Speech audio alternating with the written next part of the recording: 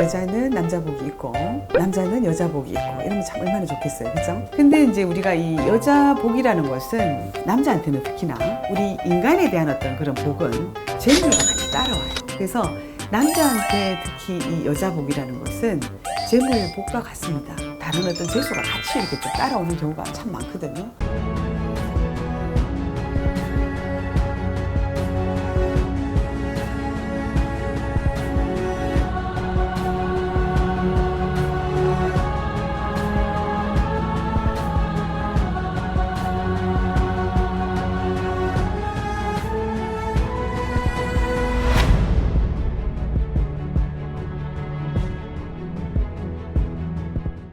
네, 안녕하세요. 글문도사 세한명신당입니다. 선생님 안녕하세요. 네. 이번에는 여자복. 네. 여자복이 없는 남자들의 특징. 네.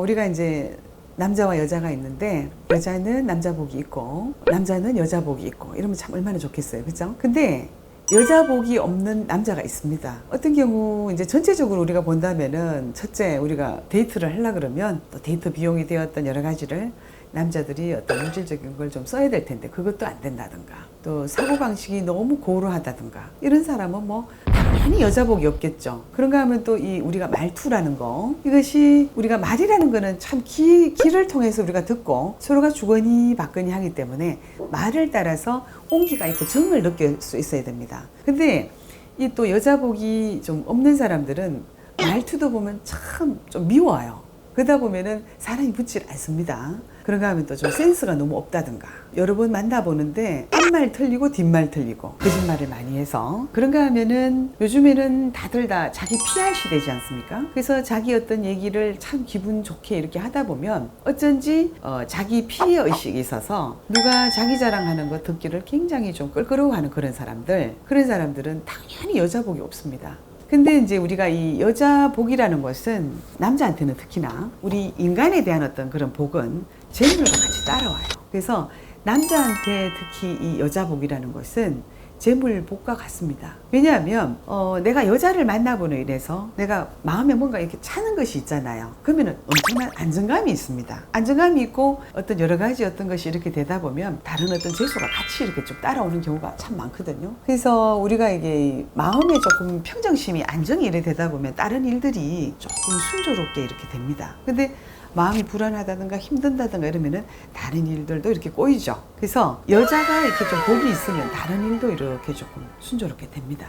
근데 이제 이 남자분들이 그런 어떤 잔재주가 또 여자 꼬시는 어떤 그런 어떤 잔재주가 있어서 뭐 어느 정도 적당히, 그죠?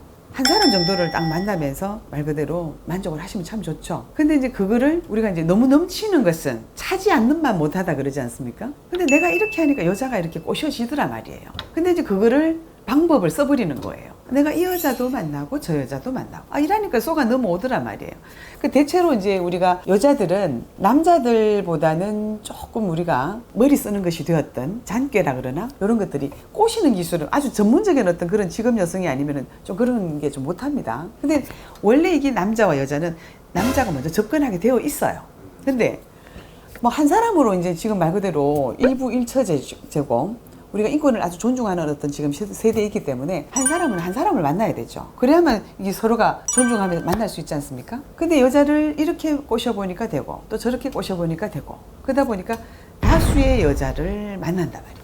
그래 돼버리면 그게 그 사람을 이게 재밌다. 이래 보니까 재밌고 저래 보니까 재밌고 근데 사실은 그게 이제 결국은 자기 무덤을 파는 거예요. 여자가 너무 이렇게 많은 거 그게 뭐 그냥 재미로 만난다 그러고 그런다 그러지만 사실은 그 사람 정신 자체가 무너지는 겁니다. 왜냐하면은 이 우리가 진정성이라는 게 그만 없어져 버려요. 우리가 그래서 한 사람하고의 어떤 그런 뭔가를 소중하게 지켜갈 때 정말 진정성이 가는 것이죠. 그런 것인데 이 사람하고도 이 약속을 해놓고 저 사람하고도 저 약속을 해놓고 이러다 보면은 결국은 그 사람이 자기 무덤을 파서 나중에는 자기가 정말 진정한 사람이 없는 거예요. 그래서 이렇게 여자복이 이제 없는 사람들, 그 장깨를 부려서 여자를 너무 이렇게 많이 꼬시는 사람들, 사실은 여자가 붙는 것 같지만 나중에 다 내몰라라고 갈 사람들입니다. 그래서 이제 우리가 그런 사람들은 기집처신을 못한다 그러죠. 근데 이제 그렇게 여자복이 없는 사람들은 왜 그러느냐? 그 윗대의 조상들에서 여자를 너무 천대를 했는 사람. 그러니까 조상들에 있어서 그렇게 여자를 너무 천대하고 여자 알기를 그냥 뭐 돈으로 주면 사면 되지. 그냥 뭐 옛날 데리고 와서 살면 되지. 이렇게 해왔던 그런 조상부리가 있던 그런 사람들.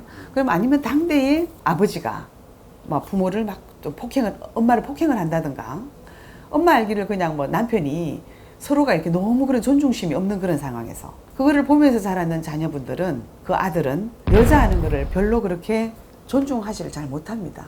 본인 의지는 그러지 않아야지 했는데 눈으로 받는 거는 학습이 돼버리거든요. 그래서 결국은 그 여자를 천대하고 살았던 그 집안의 자손들은 여자복이 조금 없어요. 대체로.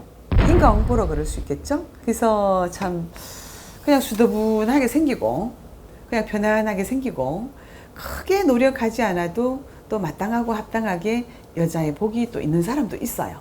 그 조상의 엄덕이 참 많은 가정이겠죠.